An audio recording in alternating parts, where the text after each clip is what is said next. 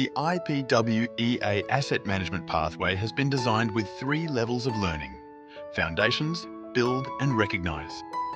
The Foundations level provides a foundation to your asset management knowledge to ensure an understanding of the key concepts and theories.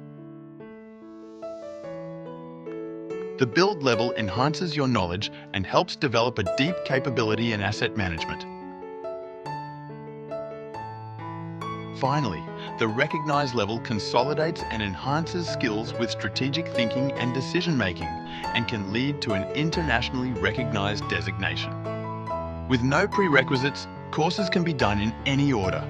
We are pleased that our IPWEA pathway courses have been recognised by the esteemed world partners in asset management and the Australian Graduate School of Management at University of NSW Sydney, enabling access to world-leading certification, credentialing and further education.